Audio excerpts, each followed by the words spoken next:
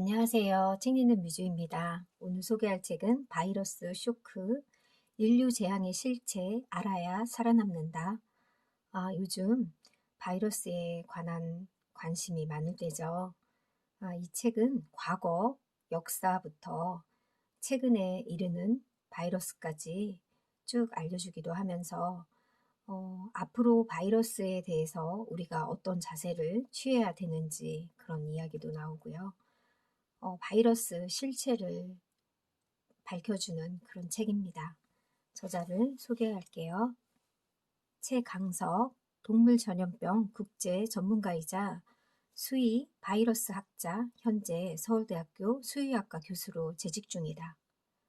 농림축산검역본부에서 연구 공무원으로 구제역, 조류 인플루엔자, 아프리카 돼지열병 등 다양한 동물 바이러스 연구를 프랑스 국제농업개발협력센터 등 아프리카 바이러스 감염병 연구를 한국 국제협력단 수의 전문가로서 몽골 정부의 구제역 방역 기술 지원 활동을 수행한 바 있다고 합니다. 2010년 세계 동물보건기구 동물 전염병 전문가로서 아시아 지역에서 동물 바이러스 전염병의 국제적인 확산을 방지하기 위하여 다양한 국제협력 기술 지원을 활동해 왔다. 동물과 사람의 감염병에 관련 100여 편의 연구는 논문과 특허를 발표하는 등 연구 활동을 하면서 생소한 신종 바이러스에 대한 올바른 정보와 지식을 대중에게 전달하기 위해 활동도 활발히 하고 있다. 저서로는 바이러스 습격, 전염병에 이어 두려워할 만한 일인가 등이 있다.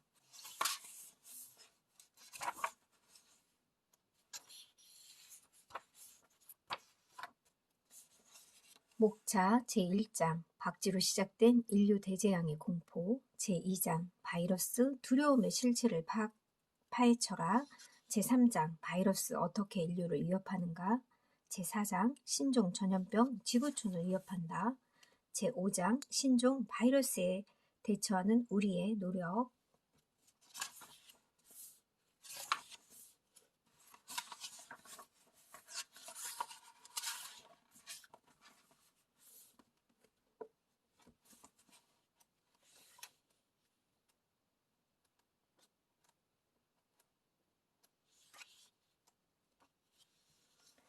(2020년) 새해 벽두부터 우리가 경험하지 못한 새로운 바이러스로 전 세계가 패닉에 빠져 있다. 중국 우한에서 발생한 코로나19가 그 주인공이다. 이 바이러스는 중국 야생박쥐의 바이러스로부터 유래된 것으로 추정되며 중국 우한의 재래시장, 야생동물 판매 가게들이 발원지로 알려지면서 집중 조명을 받고 있다. 신종 바이러스는 우리가 경험하지 못한 바이러스다. 신종 바이러스가 왜 최근 들어 자주 출현하는지, 어떻게 출현하는지, 전파 양상이나 위험성은 얼마나 되는지, 그 파장이 어떻게 나타날지, 국제사회나 보건당국이 무엇을 대비하고 대처해야 하는지, 개인은 무슨 조치를 해야 하는지 먼저 이해할 필요가 있다고 저자는 얘기합니다. 사실 메르스 코로나 바이러스를 분리했던 당시부터 이미 과학자들의 이목은 야생박쥐를 향하고 있었다. 코로나 바이러스 중 한 종이 비샤 지역 빈집에서 서식하던 이집트 무덤박쥐 한 마리에서 발견됐다고 합니다. 이 바이러스 유전자의 일부는 메르스 코로나 바이러스와 일치했다. 박쥐 바이러스를 세포 배양해서 분리 배양하는 데 실패했고 바이러스 게놈의 중요 유전자 대부분이 분석되지 않았기 때문이다.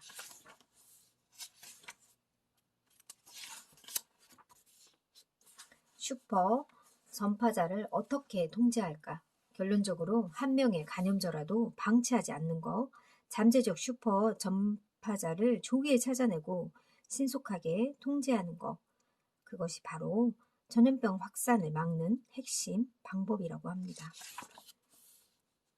사스가 처음 발생한 곳은 2002년 11월 말에 중국 남부 광둥성 광저우시의 한 재래시장에서 발견되었다고 합니다. 재래시장에서 야채를 파는 상인들 중에서 사스에 걸린 사람은 없었지만 동물과 동물고기 취급 상인, 식육, 식당 종사자들 상당수가 아무런 증상도 없이 사스에 걸려 있었다는 사실이 밝혀졌다.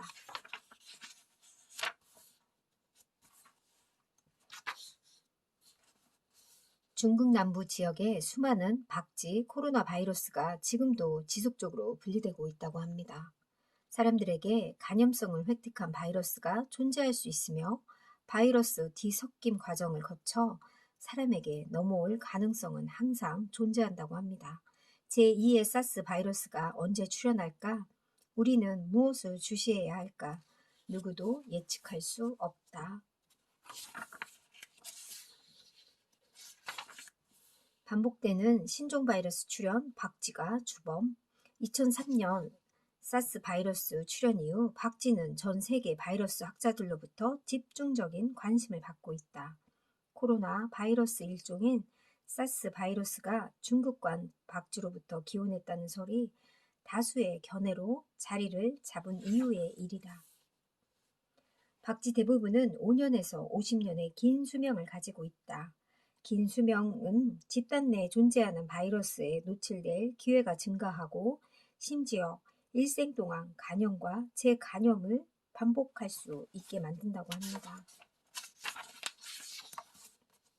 사실 박쥐는 지구상 자연 생태계 균형 유지에 긍정적인 역할을 많이 하고 있어서 박쥐를 지구상에 제거한다는 것 자체를 상상할 수도 없다. 야생에서 잠자는 바이러스를 깨우지 마라. 인간이 야생 생태계를 최대한 건드리지 않는 것이 최선이다. 다큐에서 그 지진이 그분이 나레이션으로 한 프로그램이 있었는데 그 프로그램에서 인간이 생태계를 건드리고 밀림까지 찾아가서 동물들을 마구 잡고 사냥하는 걸 보았어요. 그걸 통해서 우리 인간에게 이렇게 코로나가 전염된다는 사실도 그 TV를 보고 알았는데요. 정말 오늘날에 이렇게 바이러스가 생긴 거는 다 우리의 잘못이라는 생각이, 인간의 잘못이라는 생각이 들어서 참 마음이 씁쓸했습니다. 생활 도처에 함께 숨쉬고 있는 바이러스, 물에도 바이러스가 2013년 4월에 전주의 어느 한 고등학교에서 130여 명의 노로바이러스가 감염되어 식중독, 장염이 집단 발생한 적이 있었다고 합니다. 원인은 오염된 지하수가 원인이라고 합니다. 김치에도 노로바이러스가 검출되었다고 해요. 스트레스와 가로가 깨운 바이러스 질병, 과도한 스트레스가 만들어낸 사회적 질병, 대상포진, 필자가 알고 있는 50대 후반의 지인들 중에 사회생활로 과로와 대상포진에 걸려서 고생한 분들을 많이 보아왔다. 50대 이상 중장년층에 주로 발병한다. 2018년 대상포진 병원을 찾은 환자만 무려 73만 명에 달한다고 합니다. 헤르페스 바이러스 일종인 수두 대상포진 바이러스가 어릴 적 수두를 앓고 난 이후에 바이러스가 사라지지 않고 몸 신경 조직에 숨어 있다가 우리가 극심한 스트레스나 노화가 진행돼서 면역력이 저하되면 다시 활동을 개시하는 게 바로 대상포진이라고 합니다.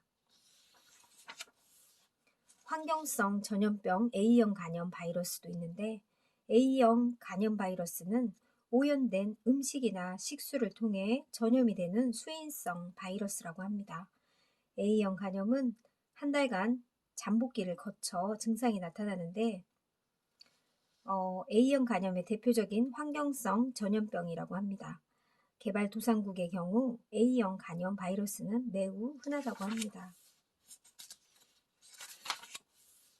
감기와 달리 독감을 일으키는 것은 인플루엔자 바이러스다. 인플루엔자 바이러스는 크게 A, B, C 세 가지 타입이 있고요. 수시로 신변종 바이러스로 생겨나면서 유행한다고 합니다. 인플루엔자 바이러스 3종, 즉 A형 바이러스 2종과 B형 바이러스 1종이 들어있다고 합니다.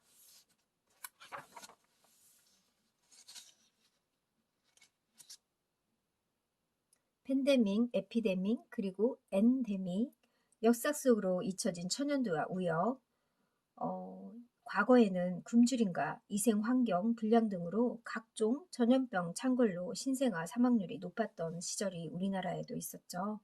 살아있으면 호적에 올리는 풍습이 존재했었다고 합니다. 오늘날 대부분의 부모님들은 전염병 감염으로 인해 태어난 아이에게 혹시 큰 문제가 생길까 걱정하지 않죠. 왜냐하면 태어난 아이는 생후 다양한 전염병 감염 위험에 대비해서 각종 예방, 백신 주사를 맞기 때문이라고 합니다. 1960년 발생한 3명의 천연두 환자를 마지막으로 우리나라에서 천연두는 자취를 감추었다고 합니다. 평범하게 하지만 끔찍하게 일상에 다가온 바이러스. 결코 사소하지 않은 토종벌 괴질 바이러스. 세계적인 물리학자 아인슈타인이 꿀벌이 사라지면 4년 이내에 인류는 사라질 것이라고 예언한 바가 있다고 합니다. 사실 이 예언은 결코 무시할 수 없는 끔찍한 것이다. 전 세계 농작물의 71%가 벌이 수분을 함으로써 열매를 맺게 한다고 합니다.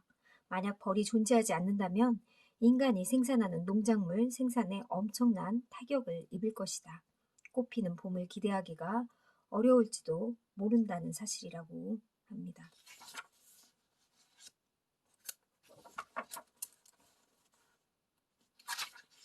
바이러스의 진격. 바이러스가 기존의 자연 숙주 영역을 벗어나 종간 장벽을 극복하고 새로운 숙주로 뛰어넘기 위해서는 바이러스가 가진 열쇠인 세포 수용체 결합 부위가 숙주 세포 현관문에 있는 자물쇠인 수용체 구조에 딱 들어맞아야 한다.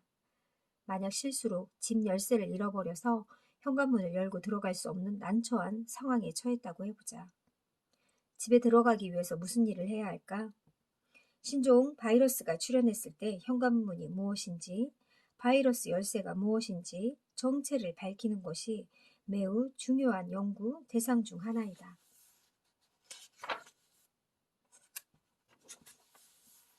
하루면 충분한 전염병 세계 확산의 여건. 무서운 모기들. 지구가 뜨거워지고 있다. 기온 상승은 매개 모기의 활동 영역을 확장시킬 수도 있지만 가뭄과 같은 이상기온 조건에서 오히려 모기 활동이 줄어들 수 있다. 전 세계의 모기들의 움직임이 심상치 않다.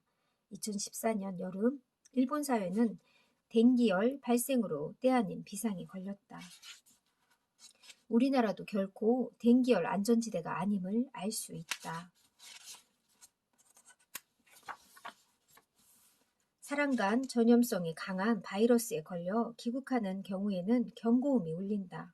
일단 감염자에 의해 유입이 되면 주변 사람들을 감염시킬 수 있기 때문에 공중보건학적으로 문제가 심각해질 수 있다고 합니다. 대표적인 경우가 2014년 4월 서울의 한 대학에서 발생한 홍역 집단 발병 사례이다. 최초 감염자는 홍역에 감염된 동남아 여행객과 접촉한 재학생이었다고 합니다. 홍역은 학교 내 동아리 중심으로 전파되어 최종 환자가 발생할 때 총 86명이 감염되었다고 합니다. 2014년에 전 세계 홍역 사망자가 불과 14만 명에 불과하여 세계적인 홍역 발명에 희망을 보였으나 2016년에 들어서 미국과 유럽, 세계 각지에 홍역이 다시 부활하는 조짐을 보였다고 합니다.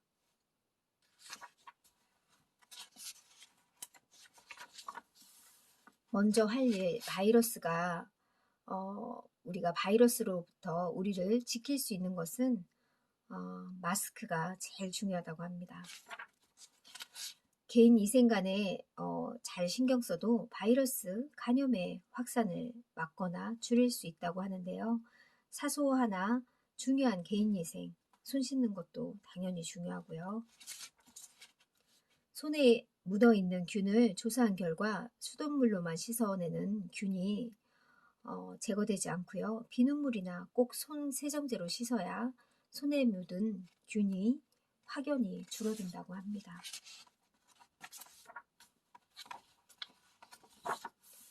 치명적 진범 찾기, 바이러스에 대응하는 비장의 무기들. 인류 역사에 기록된 단기간에 가장 큰 인명피해가 있었던 호흡기 바이러스는 1918년 스페인 독감 바이러스가 아닐까 싶다. 당시 스페인 독감에 걸려 전 세계적으로 최소 2천만 명에서 최대 5천만 명이 사망한 것으로 알려져 있다고 합니다.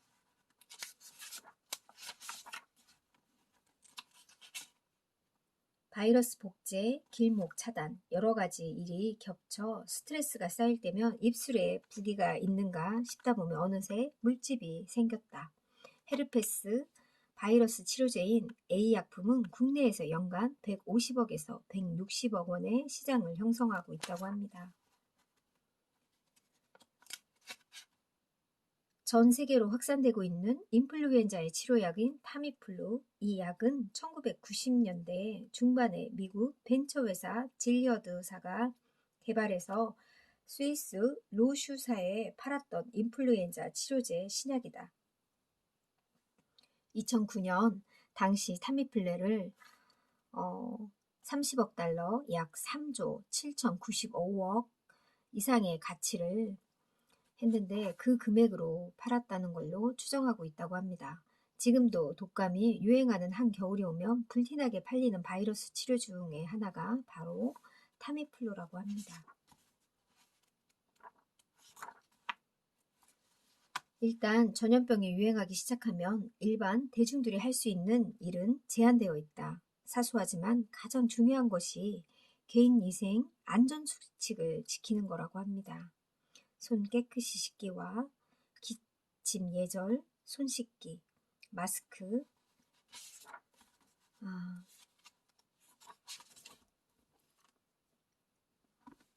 이 책은 세계적인 간염 전문가가 알려주는 바이러스에 대한 비밀. 그러니까 결국은 우리 인간이 생태계를 너무 망가뜨려서 이런 일이 생겼다고 합니다. 정말 이제는 더 이상 환경 파괴라든지 그런 거를 좀 자제해야 될 것 같다는 생각이 듭니다. 모두들 마스크 잘 착용하고 정말 조심하는 그런 날을 보내길 바랍니다. 나를 위해서지만 남을 위해서도 꼭 배려해서 개인 간의 위생을 꼭 지켰으면 합니다. 감사합니다.